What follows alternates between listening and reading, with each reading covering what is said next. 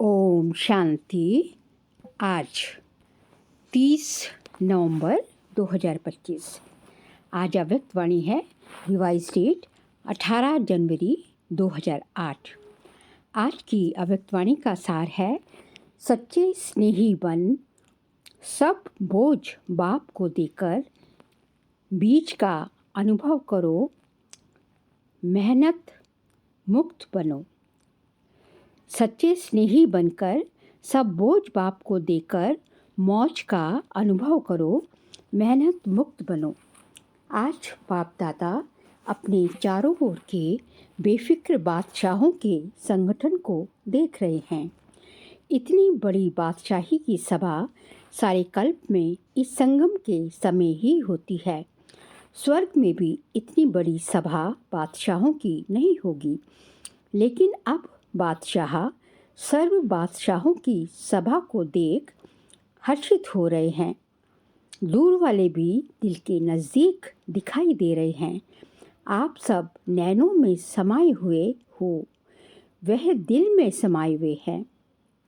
दूर वाले दिल में समाये हुए हैं, सामने वाले नैनों में समाये हुए हैं।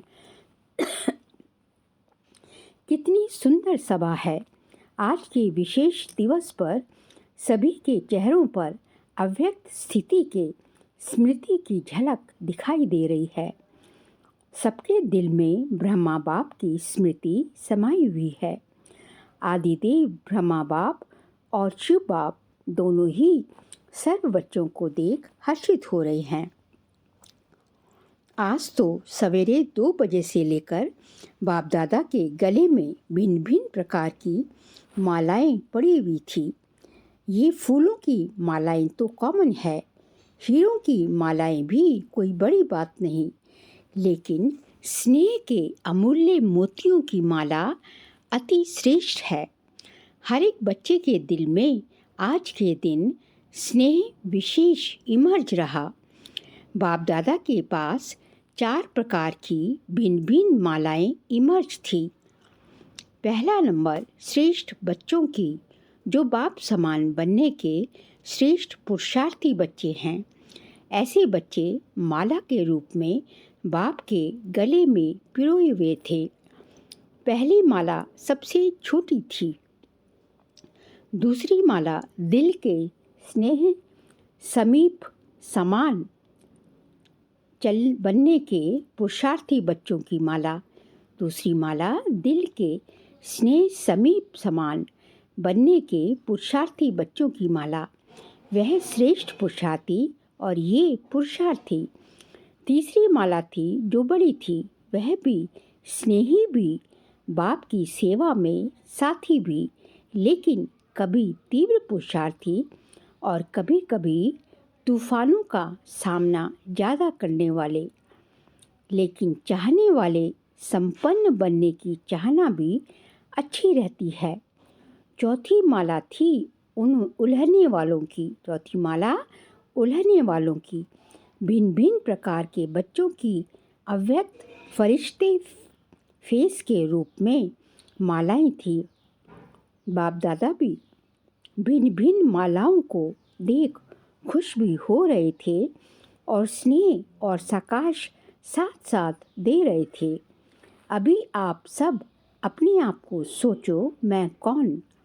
लेकिन चारों ओर के बच्चों में विशेष संकल्प वर्तमान समय दिल में इमर्ज है कि अब कुछ करना ही है। ये उमंग उत्साह मेजॉरिटी में संकल्प रूप में है, स्वरूप में नंबरवार है, लेकिन संकल्प में है। बाप दादा सभी बच्चों को आज के स्नेह के दिन, स्मृति के दिन, समर्थि के दिन की विशेष ड्रिल की दुआ, विशेष दिल की दुआएं और दिल की बधाइयाँ दे रहे हैं। आज का विशेष दिन स्नेह का होने के कारण मेजॉरिटी स्नेह में खोए हुए हैं। ऐसे ही पुरुषार्थ में सदा स्नेह में खोए हुए रहो। लवलीन रहो तो सहज समान है। लवलीन रहो तो सहज लवलीन रहो तो सहज साधन है स्नेह। लवलीन रहने का सहज साधन है स्नेह। दिल का स्नेह, बाप के परिचय की स्मृति सहित स्नेह, बाप की प्राप्तियों के स्नेह संपन्न स्नेह। स्नेह बहुत सहज साधन है, क्योंकि स्नेही आत्मा मेहनत से बच जाती है। स्नेह में लीन होने के कारण, स्नेह में खोए हुए होने के कारण किसी भी प्रकार की मेहनत मनोरंजन के रूप में अनुभव होगी। स्नेही स्वतः ही देह के भान, देह के संबंध का भान, स्नेही स्वतः ही देह का भान, देह के संबंध का ध्यान, देह की दुनिया के ध्यान से ऊपर स्नेह में स्वतः ही लीन रहते हैं। दिल का स्नेह बाप के समीप का, साथ का, समानता का अनुभव कराता है। स्नेही सदा अपने को बाप की दुआओं के पात्र समझते हैं। स्नेह असंभव को भी सहज संभव कर देता है। सदा अपने मस्तक पर, माथे पर बाप के सहयोग का, स्नेह का हाथ अनुभव करते हैं। निश्चय बुद्धि निश्चिंत रहते हैं। आप सभी आदि स्थापना के बच्चों को आदि के समय का अनुभव है। अभी भी सेवा के आदि निमित्त बच्चों को अनुभव है कि आदि में सभी बच्चों को बाप मिला। उस स्मृति से स्नेह का नशा कितना था। नॉलेज तो पीछे मिली, लेकिन पहला पहला नशा स्नेह में खोए हुए हैं। बाप स्नेह का सागर है, तो मेजॉरिटी बच्चे आदि से स्नेह के सागर में खोए हुए हैं। पुरुषार्थ की रफ्तार में बहुत अच्छे स्पीड से चल रहे हैं, लेकिन कोई बच्चे स्नेह के सागर में खो जाते हैं, कोई सिर्फ डुबकी लगा के बाहर आ जाते हैं। इसलिए जितना खोए हुए बच्चों को मेहनत कम लगती, उतना उन्हों को नहीं, किनको जो कि डुबकी लगा के जल्दी से ऊपर आ जाते हैं, उनको मेहनत ज़्यादा लगती। कभी मेहनत कभी मोहब्बत दोनों में रहते हैं, लेकिन जो स्नेह में लवलीन रहते हैं वह सदा अपने को छत्र छाया के अंदर रहने का अनुभव करते हैं। दिल के स्नेही बच्चे मेहनत को भी मोहब्बत में बदल लेते हैं। उन्हों के आगे पहाड़ जैसी समस्या भी पहाड़ नहीं, लेकिन रुई समान अनुभव होती है। पत्थर भी पानी समान अनुभव होता है।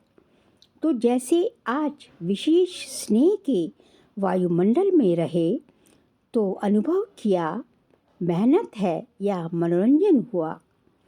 आज तो स्नेह का सबको अनुभव हुआ ना।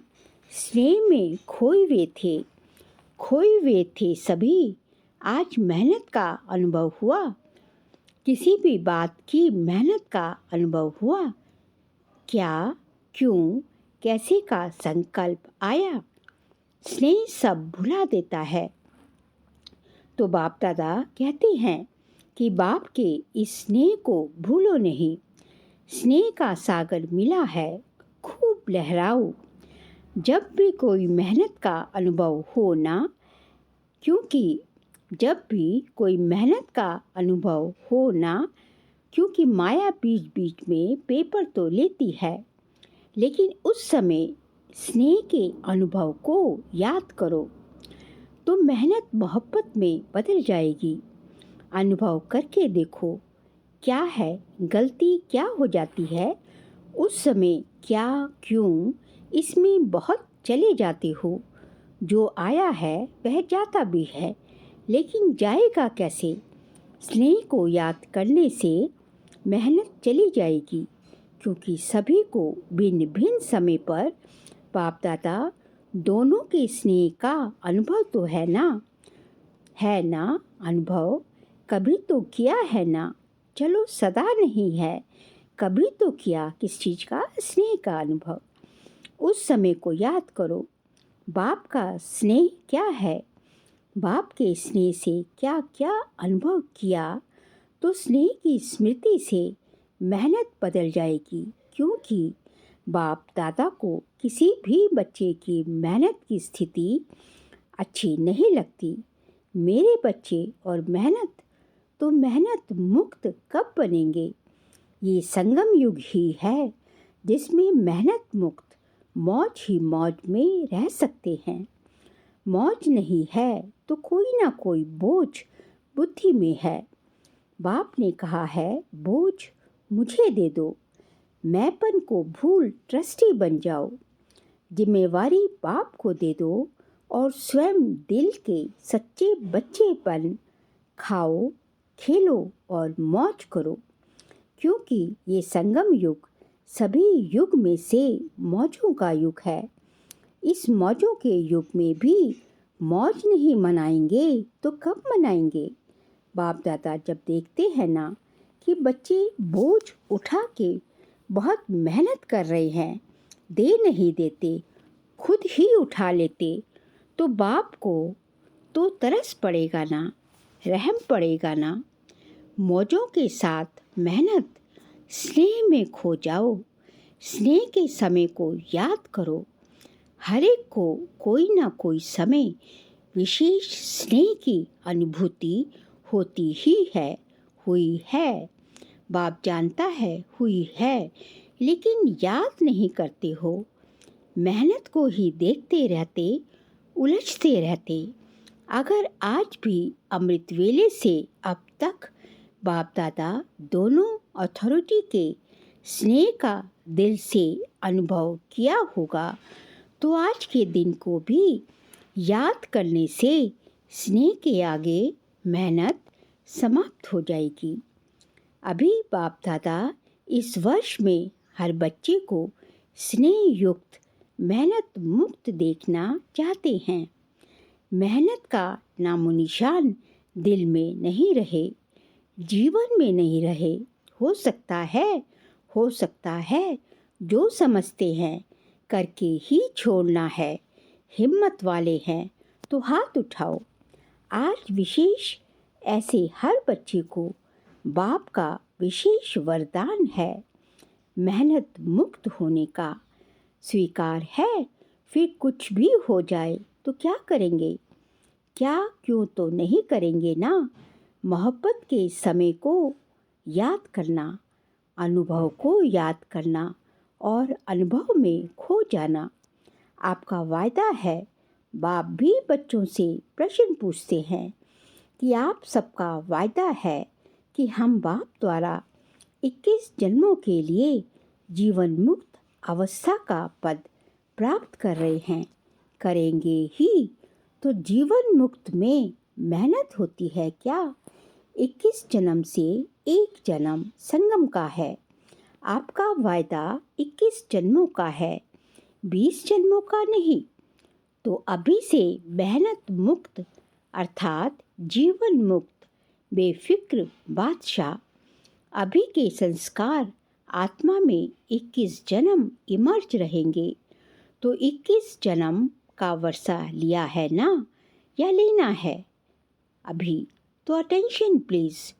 मेहनत मुक्त संतुष्ट रहना और संतुष्ट करना, सिर्फ रहना नहीं करना भी है, तभी मेहनत मुक्त रहेंगे।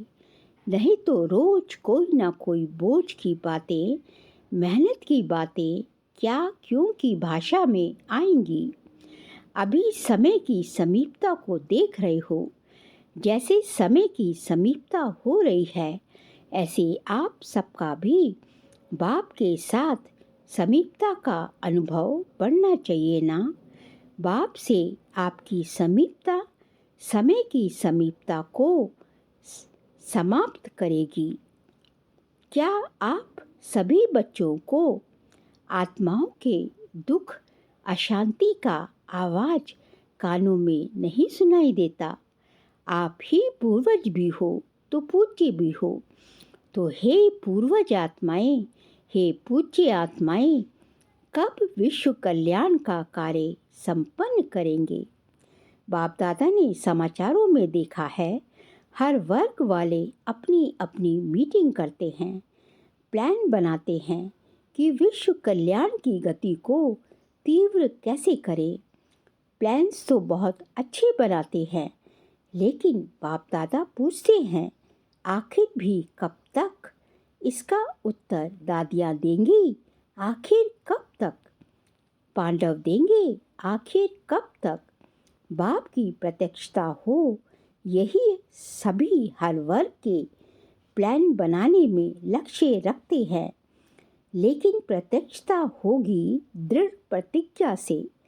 प्रतिज्ञा में दृढ़ता, कभी किसी कारण से व बातों से दृढ़ता कम हो जाती है। प्रतिज्ञा बहुत अच्छी करते हैं। अमृत वेले अगर आप सुन सकते ना, बाप तो सुनते हैं। आपके पास ऐसा अभी साइंस ने साधन नहीं दिया है जो सभी के दिल का आवाज़ सुन सके। बाप दादा सुनते हैं वायदों की मालाएं, संकल्प करने की बातें इतनी अच्छी अच्छी दिल खुश करने वाली होती हैं, जो बाप दादा कहते, वाह बच्चे वाह, सुनाएं क्या क्या करते हो। जब कर्म में आते हो ना, मुरली तक भी 75% ठीक होते हैं, लेकिन जब कर्म योग में आते हो तो उसमें फर्क आ जाता है। कुछ संस्कार, कुछ स्वभाव और संस्कार सामना करते हैं। उसमें प्रतिज्ञा दृढ़ के बजाय साधारण हो जाती है, दृढ़ता की परसेंटेज कम हो जाती है। बाप दादा एक खेल बच्चों का देख मुस्कुराते हैं। कौन सा खेल करते हो बताएं क्या? बाप दादा को तो खेल देखने में रहम आता है, मज़ा नहीं आता है, क्योंकि बाप दादा देखते हैं बच्चे अपनी बात दूसरे के ऊपर रखने में बहुत होशियार हैं। क्या खेल करते बातें बना देते हैं, सोचते हैं कौन देखने वाला है, मैं जानूं मेरी दिल जाने। बाप तो परम धाम में सूक्ष्म वतन में बैठा है। अगर किसको कहो कि ये नहीं करना चाहिए तो खेल क्या करते हैं पता है? हाँ हुआ तो है, लेकिन जरूर डालते हैं। लेकिन क्या ऐसा था ना, ऐसा किया ना, ऐसा होता है ना, तभी हुआ। मैंने नहीं किया, ऐसे हुआ तभी। अभी इसने किया तभी किया, नहीं तो मैं नहीं करता। तो ये क्या हुआ? अपनी महसूसता रियलाइजेशन कम है। अच्छा मानो उसने ऐसा किया तभी आपने किया, चलो बहुत अच्छा। पहला नंबर वह हुआ, दूसरा नंबर आप हुए, ठीक है। बाप दादा ये भी मान लेते हैं आप पहला नंबर नहीं है, दूसरा नंबर है। लेकिन अगर आप सोचते हो कि पहला नंबर परिवर्तन करे तो मैं ठीक हूँगा, ठीक है, यही समझते हो ना, उस समय मानो पहला नंबर परिवर्तन करता है। बाप दादा और सभी पहले नंबर वाले को कहते हैं, आपकी गलती है, आपको परिवर्तन करना है, ठीक है। अच्छा अगर पहले नंबर वाले ने परिवर्तन किया तो पहला नंबर किसको मिलेगा? आपको तो पहला नंबर नहीं होगा ना। परिवर्तन शक्ति में आपका पहला नंबर नहीं होगा। पहला नंबर आपने उसको दिया तो आपका कौन सा नंबर हुआ? दूसरा नंबर हुआ ना। अगर आपको कहें दूसरा नंबर है तो मंजूर करेंगे? कहेंगे नहीं ऐसा था, वैसा था, कैसे था। ये भाषा बहुत खेल में आती है। ऐसे वैसे कैसे, ये खेल बंद करके मुझे परिवर्तन होना ही है। मैं परिवर्तन होके दूसरे को परिवर्तन करूं। लेकिन अगर दूसरे को परिवर्तन नहीं कर सकते हो तो शुभ भावना शुभ कामना तो रख सकते हो ना, वह तो आपकी चीज़ है, अपनी चीज़ है। तो हे अर्जुन, मुझे बनना है पहला विश्व के राज्यधारी लक्ष्मी नारायण के समीप आपको आना है या दूसरे नंबर वाले को। बाप दादा की इस वर्ष की यही आश है कि सभी ब्राह्मण आत्माएं ब्रह्मा कुमार ब्रह्मा कुमारी जैसे यहाँ ये बैच लगाते हो ना, सभी लगाते हैं ना, यहाँ भी आते हो तो आपको बैच मिलता है ना, चाहे कागज का, चाहे सोने का, चाहे चांदी का। तो जैसे यहाँ बैच लगाते हो वैसे दिल में मन में ये बैच लगाओ कि मुझे परिवर्तन होना ही है, मुझे निमित्त बनना ही है। ये बदले, ये बात बदले, ये व्यक्ति बदले, ये सर्कमस्टांस बदले, ये नहीं, मुझे बदलना है। बातें तो आएंगी, आप ऊंचे जा रहे हो, ऊंचे स्थान पर समस्याएं भी तो ऊंची आती हैं ना, लेकिन जैसे आज नंबरवार यथाशक्ति स्नेह के स्मृति का वायुमंडल था, ऐसे अपने मन में सदा स्नेह में लवलीन रहने का वायुमंडल सदा इमर्ज रखो। बाप दादा के पास समाचार बहुत अच्छे अच्छे आते हैं, संकल्प तक बहुत अच्छे हैं, स्वरूप में आने में यथाशक्ति हो जाते हैं। अभी 2 मिनट के लिए सभी परमात्म स्नेह संगम युग के आत्मिक मौज की स्थिति में स्थित हो जाओ। ड्रिल अच्छा नहीं, ड्रिल अच्छा, यही अनुभव हर दिन बार बार समय प्रति समय अनुभव करते रहना। तो बाबा ने ये ड्रिल कराई कि परमात्मा स्नेह में सब मौज की स्थिति में स्थित हो जाओ। स्नेह को नहीं छोड़ना, स्नेह में खो जाना सीखो। अच्छा, चारों ओर के योग युक्त, युक्ति युक्त, राजयुक्त, खुद भी राज को जान सदा राजी करने वाले और राजी रहने वाले, खुद भी राज को जान सदा राजी करने वाले और राजी रहने वाले, सिर्फ स्वयं राजी नहीं रहना है, राजी करना भी है। ऐसे सदा स्नेह के सागर में लवलीन बच्चों को सदा बाप समान बनने के तीव्र गति के पुरुषार्थी बच्चों को सदा असंभव को भी सहज संभव करने वाली श्रेष्ठ आत्माओं को, सदा बाप के साथ रहने वाले और बाप की सेवा में साथी रहने वाले ऐसे बहुत बहुत लकी और लवली बच्चों को आज के अव्यक्त दिवस की अव्यक्त फरिश्ते स्वरूप की याद प्यार और दिल की दुआएं। अच्छा, हम सभी रूहानी बच्चों की रूहानी बाप दादा को नमस्ते नमस्ते, गुड मॉर्निंग, शुक्रिया बाबा, शुक्रिया। फिर आज का वरदान है, याद के जादू मंत्र द्वारा सर्व सिद्धियां प्राप्त करने वाले सिद्धि स्वरूप भव। याद के जादू मंत्र द्वारा सर्व सिद्धियां प्राप्त करने वाले सिद्धि स्वरूप भव। बाप की याद ही जादू का मंत्र है। इस जादू के मंत्र द्वारा जो सिद्धि चाहो वह प्राप्त कर सकते हो। जैसे स्थूल में भी किसी कार्य की सिद्धि के लिए मंत्र जपते हैं, ऐसे यहाँ भी अगर किसी कार्य में सिद्धि चाहिए तो ये याद का महामंत्र ही विधि स्वरूप है। ये जादू मंत्र सेकंड में परिवर्तन कर देता है। इसे सदा स्मृति में रखो तो सदा सिद्धि स्वरूप बन जाएंगे, क्योंकि याद में रहना बड़ी बात नहीं है। सदा याद में रहना यही बड़ी बात है।